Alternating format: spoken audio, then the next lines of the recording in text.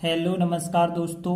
आप पढ़ रहे हैं MP board class 12 general English, जिसमें आज हम शुरू करेंगे लेसन 6। तो यहाँ लेसन 6 की यदि हम बात करें तो पाठ का नाम क्या है?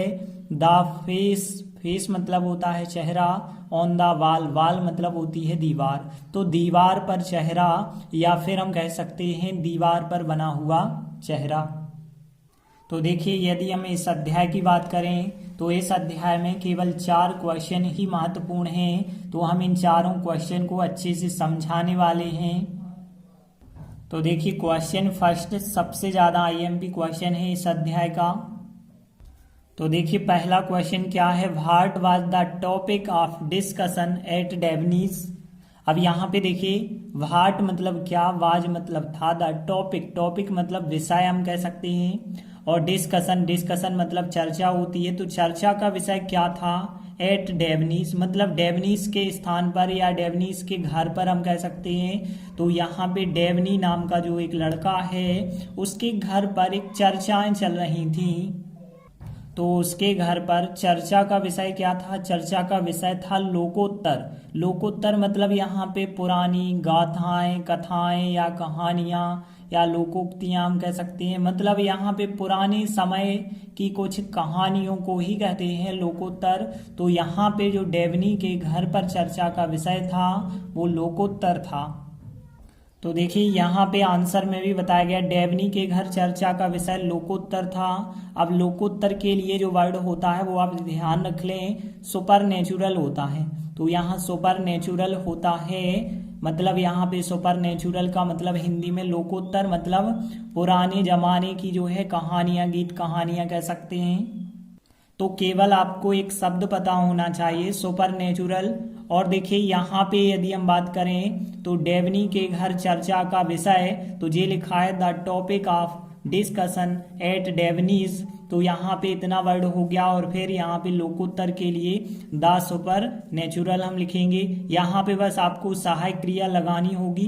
तो देखिए, डेवनी के घर चर्चा का विषय था मतलब यहाँ पे सिंपल पास्ट है, मतलब यहाँ पे सब्जेक्ट और फिर वाज वेयर और प्लस ऑब्जेक्ट के द्वारा बनेगा टेंस। तो यहाँ पे देखिए the topic of discussion at डेवनीज, और फिर वाज सहायक क्रिया क्वेश्चन में लगी थी तो आंसर में भी लगा दी, और द सुपर नेचुरल। तो इस प्रकार से आंसर आपका बन जाएगा the topic of discussion at डेवनीज और वाज द सुपर नेचुरल। तो देखिए, इस प्रकार से आपका आंसर होगा the topic of discussion at डेवनीज वाज द सुपर नेचुरल। तो देखिए, केवल एक शब्द द सुपर नेचुरल आपको जोड़ना है, और बहुत ज्यादा आईएमपी क्वेश्चन जो 2015-2018 में आया हुआ है यह आपसे बन जाएगा। फिर इसके बाद देखिए, दूसरा क्वेश्चन भले ही परीक्षा में नहीं आया लेकिन फिर भी हम इसे करा रहे हैं। तो देखिए, क्वेश्चन क्या है? In what way was the story of the little man with an एनेक्सियस white face different. यहाँ पे देखिए क्या बताया गया, इन व्हाट वे किस तरीका से। देखिए, जैसे हमने इन दिस वे पढ़ा है इस तरीके से, वैसे अब किस तरीके से द स्टोरी मतलब कहानी ऑफ द लिटिल मैन उस छोटे से आदमी की, और विथ जो कि एन एनेक्सियस चिंतित था, और वाइट फेस जिसका चेहरा सफेद था, और उसकी स्टोरी क्या थी? डिफरेंट थी। यहाँ पे जो यहाँ वर्णन करता है मतलब जो लेखक है उसकी बात हो रही है, क्योंकि यहाँ पे डेवनी के घर पर जो लोकोत्तर की चर्चाएं चल रही थी तो हर कोई अपनी अपनी कहानियां सुना रहा था। तो जो लेखक था, लेखक की ही बात कर रहे हैं, जो लिटिल मैन था, जो चिंता युक्त था, जिसका चेहरा सफेद था, उसकी कहानी जो है बिल्कुल भिन्न इसलिए थी क्योंकि लेखक दावा करता है, लेखक कहता है कि हम अपनी रियल कहानी सुना रहे हैं जो उसके साथ अपने जीवन में घटित हुई है। मतलब हम कह सकते हैं अपने खुद का अनुभव जो है वर्णन कर रहा है, ऐसा लेखक ने बताया।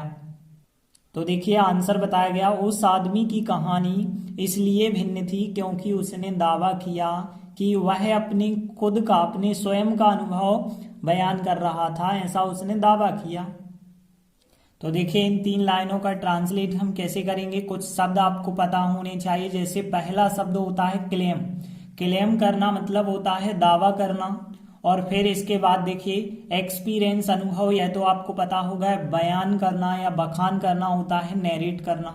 तो यहाँ पे नैरेट शब्द आप याद रखेंगे। नैरेट का मतलब होता है बखान करना या बयान करना। तो देखिए अब हम इन तीनों लाइनों का ट्रांसलेट करेंगे। तो देखिए उस आदमी की कहानी, उस आदमी की कहानी के लिए हम क्या लिखेंगे, देखिए the story of the man हो जाएगा, बस लिटिल शब्द आपको छोड़ना होगा। तो the story of the man मतलब उस आदमी की कहानी, और भिन्न मतलब यहाँ पे डिफरेंट। अब देखिए आपको पता होगा इसलिए और क्योंकि एक साथ यदि आते हैं तो हम क्योंकि को लिखते हैं, इसलिए को नहीं लिखते हैं। तो देखिए पहली लाइन क्या हो गई कि यहाँ the story of the man, उस आदमी की कहानी, फिर सहायक क्रिया हमें लगानी पड़ेगी वाज, क्योंकि वाज ही लगी थी, और फिर डिफरेंट। तो पहली लाइन क्या हो गई, the story of the man was different, और फिर आप लिखेंगे बिकॉज क्योंकि, और ही मतलब उसने, उसने मतलब उस आदमी ने हम कह सकते हैं, तो ही उसने। अब देखिए दावा किया, पास्ट सिंपल है, सब्जेक्ट सेकंड फॉर्म ऑब्जेक्ट होना चाहिए। तो यहाँ बिकॉज ही, क्लेम का सेकंड फॉर्म लिखेंगे आप क्लेम्ड, और दैट मतलब की। तो यहाँ बिकॉज ही क्लेम्ड दैट, क्योंकि उसने दावा किया कि। अब देखिए अगली लाइन है, वह अपनी स्वयं का अनुभव बयान कर रहा था, पास्ट कंटिन्यूअस है। तो सब्जेक्ट वाज वेयर के बाद आपको आईएनजी फॉर्म फिर ऑब्जेक्ट आपको लिखना पड़ेगा। तो यहाँ ही होगा, ही के हिसाब से वाज सहायक क्रिया हो जाएगी। तो ही वाज फिर आईएनजी आप लिखेंगे। तो नैरेट में आईएनजी लगाएंगे तो ई हटाकर आईएनजी, तो नैरेटिंग हो जाएगा। तो ही वाज नैरेटिंग, और फिर बाकी बचा होगा आपका ऑब्जेक्ट, मतलब यहाँ पे ही है तो अपने के लिए हिज होगा हिज, और फिर स्वयं का, तो स्वयं का के लिए OWN ऑन होता है खुद का। तो हिज ऑन एक्सपीरियंस हम लिखेंगे। तो he was narrating his own experience आपका वाक्य बन जाएगा। तो देखिए तीनों लाइनें एक बार फिर देखिए, the story of the man, उस आदमी की कहानी, वाज डिफरेंट भिन्न थी, बिकॉज ही क्लेम्ड दैट, क्योंकि उसने दावा किया कि, he was narrating his own experience. तो देखिए आपका आंसर क्या बना है, the story of the little man was different because he claimed that he was narrating his own experience. तो इस प्रकार से यह भी आपका सरल सा ये आंसर था, यह आपसे बन जाएगा। देखिए अगला क्वेश्चन जो है 2020 में आया हुआ है, इस वजह से हम इसे IMP कहेंगे। देखिए तीसरा क्वेश्चन क्या है, what was so peculiar about the face on the wall. इसका मतलब क्या है, देखिए यहाँ पे व्हाट मतलब क्या, वाज मतलब थी, और फिर सो पिकुलियर का मतलब हम कहें कोई खास बात। तो इतनी खास बात क्या थी, अबाउट के बारे में, द फेस उस चेहरे के बारे में, ऑन द वॉल मतलब जो दीवार पर बना था, तो दीवार पर बने चेहरे के बारे में इतनी खास बात क्या थी या इतनी खास विशेषता क्या थी। तो देखिए उसने बताया, जो लेखक था उसने जब दावा किया कि वह अपने खुद के अनुभव का वर्णन कर रहा है, तो उसने आगे फिर कहानी बताई। उसने कहानी बताई कि एक समय ऐसा था कि जब जो है मेरे साथ ऐसा हुआ कि जो है जब दीवार पर जो है पेंट किया गया, तो यहाँ पे जैसे ही पेंट किया जाता है तो बहुत सारे जो है धब्बे उभर आते हैं दीवार पर, लेकिन उनमें से एक धब्बा ऐसा भी था जो बिल्कुल चेहरे के आकार का था। सब धब्बे तो बड़े होते गए लेकिन वह चेहरा जो था बिल्कुल वैसा ही बना रहा। तो यहाँ चेहरे की विशेषता बिल्कुल उसने यही बताई।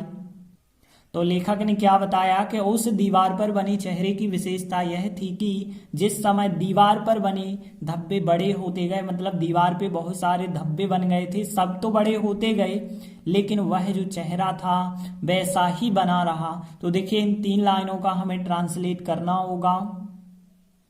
तो देखिए यहाँ पे कुछ शब्द देखिए, पहला शब्द है यहाँ पे जिस समय के लिए या जबकि के लिए कहते हैं व्हाइल, और फिर यहाँ पे धब्बा के लिए देखिए PATCH, पैच होता है धब्बा, लेकिन बहुवचन की बात करें पैचेस मतलब होता है धब्बे। और बड़े होना, यहाँ पे ध्यान रखना बड़े होना होता है ग्रो लार्जर कहेंगे हम, और अधिक लंबाई बढ़ जाना, तो यहाँ पे ग्रो लार्जर।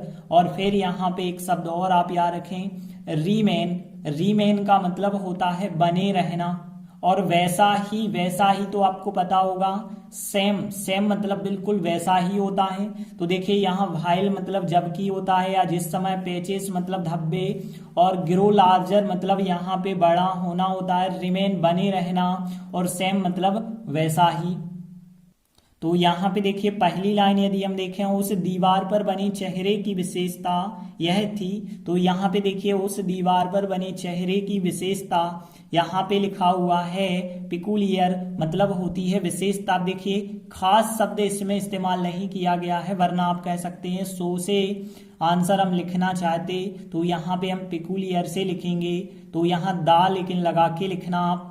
तो यहाँ the peculiar about the face on the wall, इतना आप पूरा लिखेंगे। फिर सहायक क्रिया क्या लगाएंगे, यहाँ की जो वाज लगी थी वाज सहायक क्रिया लगाएंगे। अब देखिए एक चीज आप याद रखना, जैसे इसलिए और क्योंकि एक साथ आते हैं तो हम इसलिए को नहीं लिखते हैं। यहाँ एक चीज और है, यह और की एक साथ आते हैं तो हम यह को नहीं लिखते हैं। तो देखिए आंसर क्या होगा पहली लाइन का, the peculiar about the face on the wall, फिर वाज मतलब थी हो जाएगा और दैट मतलब की हो जाएगा। तो वाज हो गया यहाँ पे थी के लिए और दैट हो जाएगा फिर की के लिए। तो 1 2 3 हम कह सकते हैं नंबरिंग। तो the peculiar about the face on the wall, फिर वाज और फिर दैट। अब देखिए जिस समय क्या होता है, व्हाइल, व्हाइल हो जाएगा जिस समय। अब देखिए दीवार पर बने धब्बे, तो देखिए यहाँ पे यदि हम बात करें the face on the wall का मतलब है दीवार पर बना चेहरा।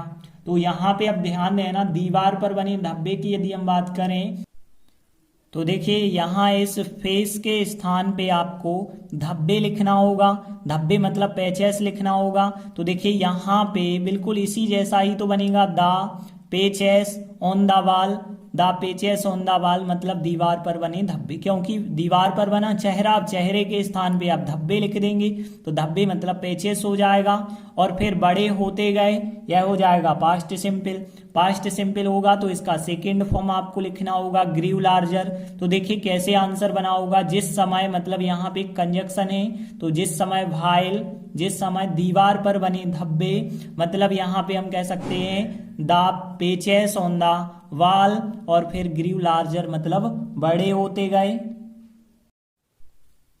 अब देखिए आखिरी लाइन जो है वह मतलब उस चेहरे की बात हो रही है तो हमें फिर एट लिखना होगा, और फिर वैसा ही मतलब सेम, और रीमेन मतलब होता है बना रहा।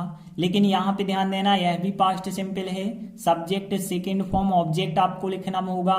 तो के लिए तो कोई शब्द होता ही नहीं है, तो इट मतलब हुआ है रीमेंड, सेकंड फॉर्म आपको लिखना होगा रीमेंड द सेम मतलब बिल्कुल वैसा ही, द सेम। तो यहाँ पे देखिए इट रीमेंड द सेम। तो देखिए अब तीनों लाइनें एक बार हम रिपीट कर दें, the peculiar about the face on the wall was that while, जिस समय, अब देखिए दीवार पर बने धब्बे तो यहाँ the patches on the wall, और फिर ग्रीव लार्जर मतलब बड़े होते गए।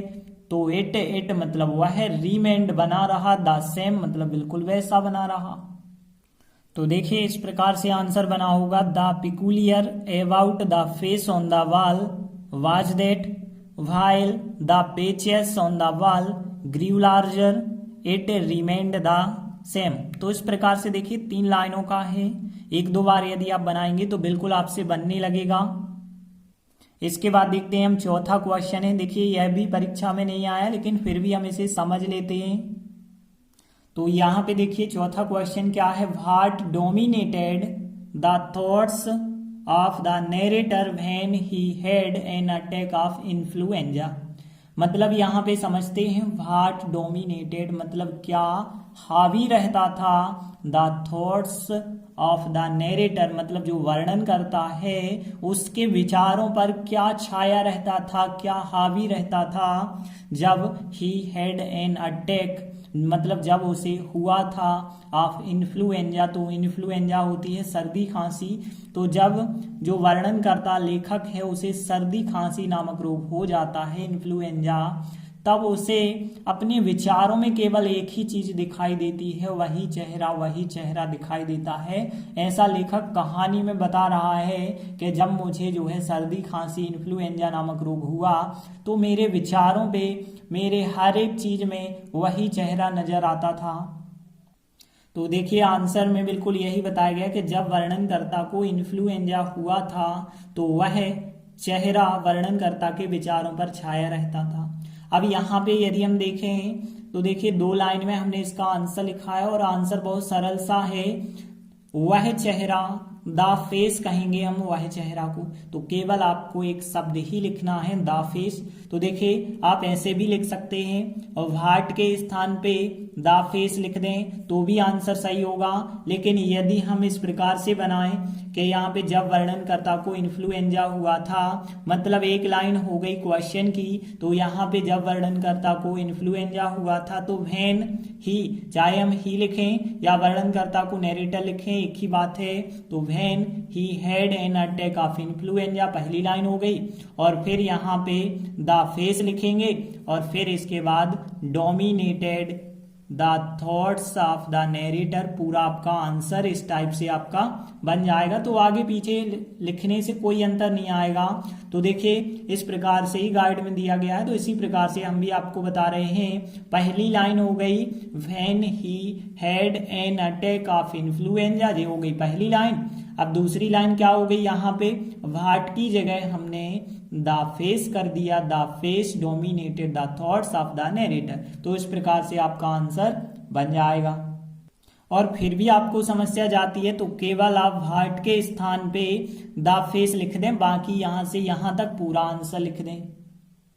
तो देखिए इस प्रकार से हमने आंसर लिखा है when he had an attack of influenza the face dominated the thoughts of the narrator. तो इस प्रकार से आपसे बन जाएगा कि व्हेन से लगा के हमने लास्ट तक पूरा लिखा है, फिर यहाँ द फेस बस लिख दिया है और बाकी सब जो है लास्ट तक लिख दिया है। तो देखिए इस अध्याय के हमें केवल 4 ही क्वेश्चन ऐसे लगे जो परीक्षा में आ सकते हैं, तो आप इन 4 को ही करें, बाकी बचे क्वेश्चनों को करने की आवश्यकता नहीं है, क्योंकि हमने देखा कि केवल इनमें से 2 क्वेश्चन ही परीक्षा में पूछे गए, एक तो पहला और एक तीसरा। तो ज्यादातर हम कहेंगे पहला और तीसरा ही पूछा जाएगा, दूसरा और चौथा कम चांस है, लेकिन फिर भी आप इन्हें करके चलें। आगे के वीडियो में हम आगे का अध्याय करेंगे और उसके भी क्वेश्चन महत्वपूर्ण जो भी होंगे वो करेंगे। तब तक के लिए धन्यवाद।